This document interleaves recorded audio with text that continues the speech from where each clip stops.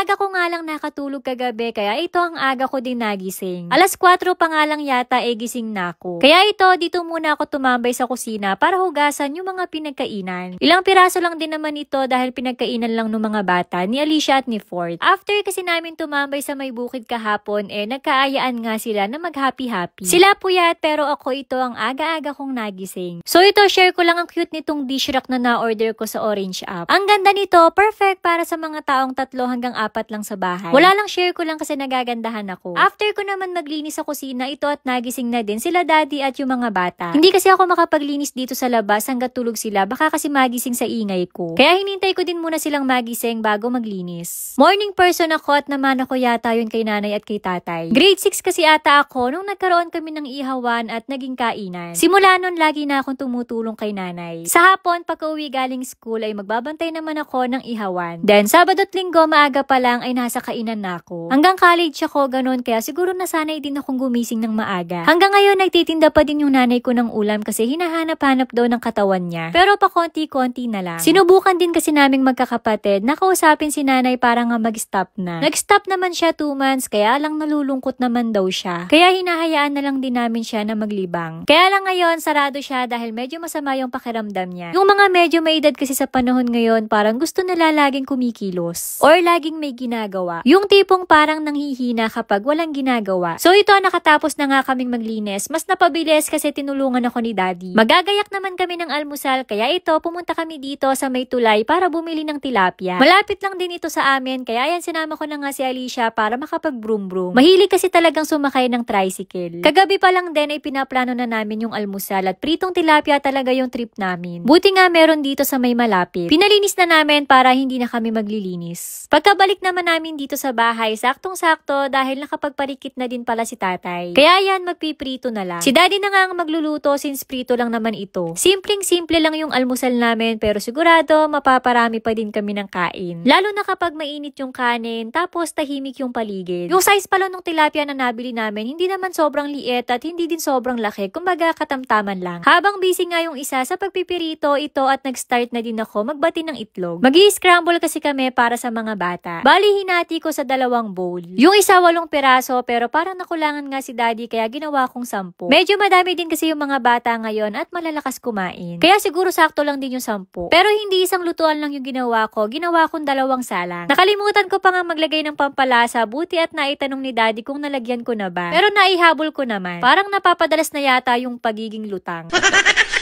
Yung unang salang medyo tinoasted ko kasi gusto ko sa itlog ay yung medyo sunog or yung brown na brown. Kaya lang yung mga bata baka ayaw nila kaya yung pangalawang salang ay sakto lang. After naman ng itlog ito at nagisa na nga ako ng bawang at sibuyas. Maraming sibuyas dahil yun yung request nila. Mabilis lang naman nagisa dahil malakas yung apoy kaya ito inilagay ko na yung kamatis. Ang gusto ko naman dito sa kamatis ay yung lamog na lamog. Pero gusto ko din dito ay yung may sabaw ng konti. Kaya nag-add ako ng konting tubig. At nung durug na nga ito at nag-add naman ako ng itlog. Sa pampalasa naman, naglagay ako dito ng konting ginisa mix at konting asin. So ayan, natapos na nga kami magluto, kaya ito, kakain na po kami. Kain po tayo. Ano almusal nyo ngayon mga mare? Kami, pritong tilapia, ginisang kamatis, scrambled egg at meron ding chicharon. Parang bigla ko tuloy na miss yung buro at pritong okra at talong. Napaka-solid nga dahil yung kanin ay bagong saing. Kaya ang ginawa ko, bago pa ako kumuha ng para sa akin, ay inuna ko ng kuhanan si Alicia at si Ford. Si Ford sumabay na sa amin ng kain, pero si Alicia ay ayaw pa. Kaya nauna na lang akong kumain para after kong kumain ay siya naman yung susubuan ko. Pero habang kumakain naman ako, paunti-unti si Alicia lumalapit at nagpapasubo nga. So ito halos kakatapos nga lang namin kumain pero ayan nagagayak naman si kuya ng aming tanghalian. Si tatay magluluto siya ng sinampalukang native na manok. Si kuya naman ito mag-iihaw ng bangus. At may pinalaman nga siyang sibuyas, luya at kamatis. Ganadong-ganado nga mag-ihaw dahil bagong bili yung ihawan. Napanood nga daw ito ni Mami Angie at ni Mama Cecil sa aking vlog kaya ayan napa-order sila. Hindi pa nga din kami umaalis dito sa may bukid dahil kahit magtatanghali na napakalamig pa din. Isa pang nakakatuwa dito, nag-e-enjoy yung mga magpipinsan, naglalaro at hindi naghahanap ng gadgets. So ito after ng ilang oras na pagluluto dito sa manok, finally ito at lumambot na. Halos kakatapos nga lang namin kumain pero ito kainan na naman. Ganito talaga kaming pamilya kapag nagsama-sama. Ganito yung trip namin, puro kain. Kain po ulit tayo. Yun lang, salamat. See you sa next mini vlog.